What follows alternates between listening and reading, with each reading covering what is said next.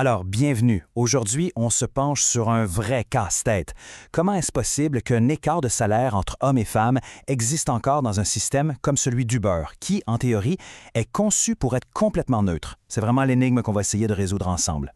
On s'est pas mal tous dit que l'économie à la demande, la fameuse gig economy, ça allait peut-être enfin régler le problème de l'écart salarial. L'idée de base est simple. Avec de la flexibilité puis des algorithmes qui jugent pas, on devrait arriver à une égalité de revenus. Si les règles du jeu sont pareilles pour tout le monde, le salaire devrait l'être aussi. C'est précisément cette hypothèse qui a motivé les chercheurs à voir Uber comme un laboratoire parfait pour tester ça.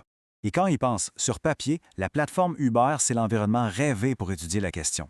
Pensez-y, il n'y a aucune négociation de salaire, l'algorithme qui distribue les courses se fout de savoir si vous êtes un homme ou une femme, et la flexibilité, elle, est totale.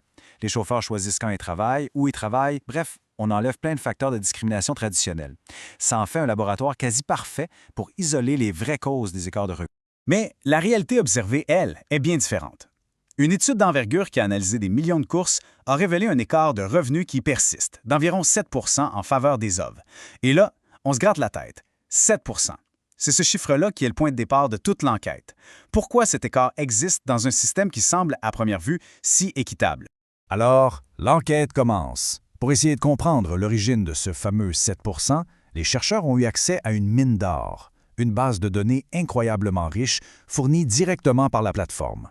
L'objectif de la recherche était donc très clair. Il fallait identifier et quantifier précisément les facteurs qui expliquent cet écart de revenus sur une plateforme théoriquement neutre.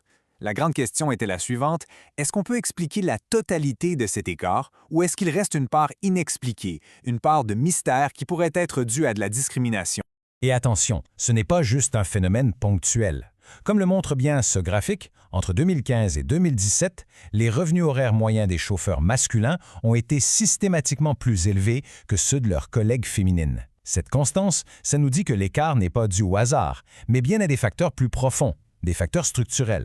Bon, la première hypothèse logique à tester, c'est celle de la discrimination par les clients. On pourrait se dire, peut-être que les passagers annulent plus souvent quand ils voient que c'est une femme qui s'en vient les chercher. Les chercheurs ont vérifié. Résultat, les annulations n'ont aucun effet matériel sur l'écart de revenus. On peut donc rayer cette piste-là de la liste. On entre maintenant dans le vif du sujet. Le premier facteur vraiment déterminant que l'étude a identifié, c'est ce qu'on peut appeler la prime à l'expérience. Il s'avère que l'apprentissage par la pratique joue un rôle absolument capital. Ce qui est vraiment intéressant avec ces deux graphiques, c'est qu'ils nous montrent que les hommes accumulent de l'expérience plus rapidement, ils conduisent plus d'heures par semaine et restent aussi actifs plus longtemps sur la plateforme. La conséquence de ça, en moyenne, ils ont simplement plus de courses à leur actif.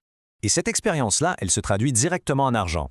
Plus un chauffeur a de courses derrière la cravate, plus il apprend à optimiser son travail. Il sait où et quand conduire pour avoir les meilleurs tarifs, comment gérer stratégiquement les courses. C'est un apprentissage qui augmente directement la productivité et donc les revenus. Mais attention, il faut se poser la bonne question. Est-ce que c'est simplement une prime pour ceux qui travaillent de longues heures ou est-ce que c'est vraiment une prime à l'expérience accumulée depuis le début? La nuance est cruciale pour bien comprendre le mécanisme en jeu. Et ce graphique, il nous donne la réponse. La courbe du haut donne l'impression qu'il y a une prime pour les longues heures de travail. Par contre, quand les chercheurs contrôlent cette analyse en tenant compte de l'expérience accumulée, c'est-à-dire le nombre total de courses, cette prime s'annule complètement. La conclusion est donc claire. Le facteur déterminant, c'est l'expérience globale et non l'intensité du travail sur une semaine donnée. L'analyse révèle ensuite deux autres facteurs clés. Cette fois, ils sont liés directement aux stratégies et aux choix des chauffeurs, les lieux où ils opèrent et leur vitesse de conduite. Premièrement, l'emplacement. L'étude montre que les hommes ont tendance à conduire dans des zones géographiques plus payantes. Ça s'explique en partie par leur lieu de résidence, mais aussi par une plus grande disposition à travailler dans des quartiers avec plus de bars ou un taux de criminalité plus élevé. Des endroits qui offrent en quelque sorte une petite prime de risque. Le troisième facteur est simple et direct, la vitesse. En moyenne, les hommes conduisent environ 2,2 plus vite que les femmes. Ça peut sembler minime, mais sur une plateforme comme Uber, chaque minute compte. Pourquoi?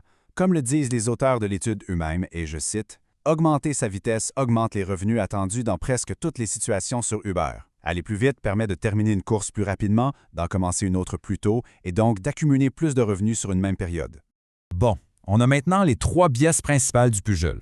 L'expérience, le choix du lieu et la vitesse. L'étape suivante de l'analyse, c'est de voir si, ensemble, ces trois facteurs peuvent expliquer la totalité de l'écart de 7 qu'on a vu au départ. Ce tableau, c'est le résultat statistique principal de l'étude. La première colonne nous montre l'écart initial juste pour le fait d'être un homme. Il est positif et statistiquement significatif, ce qui confirme que l'écart est bien réel. Mais regardez la deuxième colonne. Une fois que le modèle prend en compte nos 3 facteurs, ce même chiffre devient quasiment nul et perd toute signification statistique. Autrement dit, ces 3 facteurs expliquent mathématiquement l'intégralité de l'écart. Et ce graphique, c'est la preuve en images. C'est ce qu'on appelle une analyse de décomposition. On voit comment, en ajoutant un par un chaque facteur explicatif, l'expérience, le lieu et la vitesse, l'écart de revenu initial se réduit progressivement jusqu'à disparaître complètement. Alors pour résumer, voici la répartition. La vitesse explique à elle seule presque la moitié de l'écart. L'expérience, elle, en explique un peu plus du tiers. Et le choix des lieux de travail vient expliquer le reste. La somme de ces 3 facteurs suffit à expliquer la totalité de l'écart salarial observé. Maintenant que le puzzle est résolu, prenons un peu de recul. Quelles sont les leçons plus larges qu'on peut tirer de cette étude pour notre compréhension d'égalité salariale en général? Les leçons sont assez claires. Premièrement, la flexibilité à elle seule, ça ne suffit pas à éliminer l'écart salarial. Deuxièmement, les différences de comportement et de préférence continuent de jouer un rôle majeur.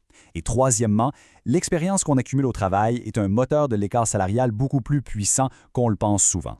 Et ça, c'est sans doute l'une des conclusions les plus importantes de cette recherche.